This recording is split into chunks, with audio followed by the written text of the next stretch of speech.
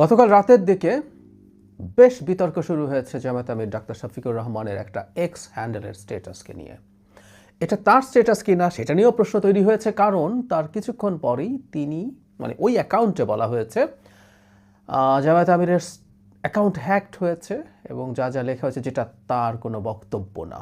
তার মানে পরের স্ট্যাটাসটা এরকম বোঝাচ্ছে যে এক্স হ্যান্ডেলটা, এক্স অ্যাকাউন্টটা জামায়াত আমিরের আবার কন্ট্রোলে এসছে। একবার হ্যাকড হয়েছে, খুব অল্প সময়ের মধ্যে হ্যাকড হয়ে একটা স্ট্যাটাস দিয়ে দেওয়া হয়েছে, খুব অল্প সময়ের মধ্যে সেটা আবার রিকভার করা গেছে। এগুলো নিয়েও নানান বিতর্ক হচ্ছে, লোকজন ঘাটাঘাটি করছেন। ওই অ্যাকাউন্ট ভেরিফাইড একটা এক্স অ্যাকাউন্ট হ্যাক করা কতটা সহজ, করলে কতক্ষণে ফিরে আসে, এসব আলাপ চলছে। আগে তার স্ট্যাটাসটা নিয়ে একটু কথা বলি, যেটা নিয়ে বিতর্ক। আমি আবারও বলছি, এটা কনফিউজিং, এটা আদতে কী হয়েছিল। কিন্তু যেটা বলছি, আমাদের ইলেকশন বা এই পুরো জার্নিতে প্রতিটা ট্রেন্ডিং ঘটনা আমি একটু কথা বলে রাখতে চাই।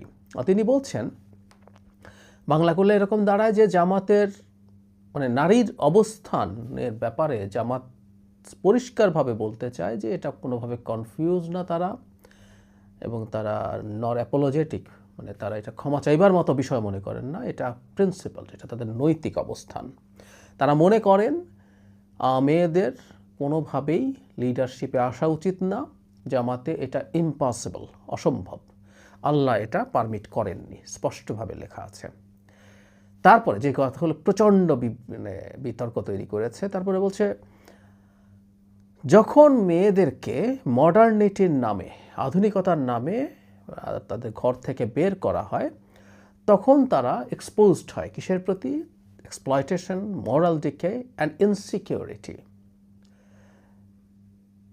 এই হলো সেই বিখ্যাত বা কুখ্যাত বাক্য যেটা নিয়ে চরম debate. It's nothing but another form of prostitution. এই বাক্যটা এখানে স্পষ্টভাবে লেখা আছে, এটা অন্য ফর্মের একটা পতিতাবৃত্তি।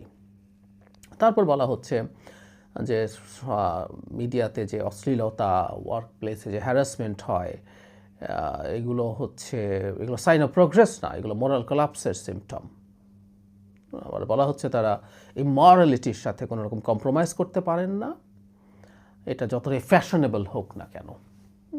অত্যন্ত আপত্তিকর সব কথা। তবে আগে একটা কথা বলে রাখি, কাজ করা নারীদের প্রতি জামায়াতের এবং জামাত আমিরের ভীষণ বিদ্বেষ আছে, এটা ফর শিওর। আমি একটা ছোট প্রমাণ দেব, এই ছোট ভিডিও আমি জুড়েও দেবো এটার সাথে। এরপরেই ওই যে বললাম, ওই স্ট্যাটাসটা দেওয়া হয়েছে যে এটা হ্যাকড হয়েছিল। এখানে একটা প্রশ্ন অনেকে তুলেছেন, এটা অনলাইনে বিভিন্ন রকমভাবে চ্যাট জিপিটি সহ বিভিন্ন ক্ষেত্রে তারা সার্চ টার্চ দিয়ে দেখিয়েছেন, একটা ভেরিফাইড এক্স অ্যাকাউন্ট হ্যাক করা ইজ অলমোস্ট ইম্পসিবল। কিন্তু যেটা জরুরি কথা এখানে বলা হচ্ছে, যদি একবার হয় সেটা, হ্যাঁ এটা করা যাবে না তা না, খুবই টাফ হলেও এটা করা যেতেও পারে, কিন্তু এটা যদি একবার হয়ে যায় অ্যাকাউন্ট রিকভারি করতে কমপক্ষে 2 সপ্তাহ লাগে।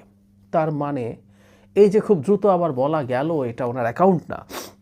ইনফ্যাক্ট এই প্রবণতা আমরা আগেও দেখেছি, এটা কখনো কখনো কেউ একটা কিছু করে ফেললো, তারপর যদি খুবই প্রবলেম্যাটিক মনে হয় তখন অ্যাকাউন্ট হ্যাক হয়েছে, এভাবে এটাকে এড়িয়ে যাওয়ার চেষ্টা হয়। একটা ব্যাকল্যাশ তো হয়েছে, তীব্র মারাত্মক ব্যাকল্যাশ হয়েছে। সো এটা হতেও পারে যে স্ট্যাটাসটা তিনি নিজেই দিয়েছেন, এভাবে বলছি না, কারণ হলো এই ধরনের মানুষের অ্যাকাউন্টে অনেকেই লেখে, কয়েকজনের কাছে সেটার অ্যাক্সেস থাকতে পারে, সরি, এই অ্যাক্সেসটা একটা টিমের কাছে থাকতে পারে, তারা লিখে থাকতে পারে, কিন্তু অ্যাকাউন্ট থেকে এটা দেয়া হয়েছে, হ্যাকড হয়েছে, এটা না হওয়ার সম্ভাবনাও আছে। কিন্তু যে কথাটা বলছিলাম, এটা তীব্র বিতর্ক তৈরি করেছে। এই বিতর্কটা আসলে চলবে, কারণ সাম্প্রতিক সময়ে জামায়াতে ইসলামী এবং বিশেষ করে আমির আল জাজিরার কাছে স্পষ্টভাবে জানিয়েছিলেন যে নারীরা জামাতের প্রধান হতে পারবে না, কারণ নারী প্রেগনেন্ট হয়, নারী ব্রেস্ট ফিড করে তার শিশুকে, সেই কারণে। আর দীর্ঘদিন থেকে তিনি ঘরে থাকা নারীদেরকে এনকারেজ করছেন।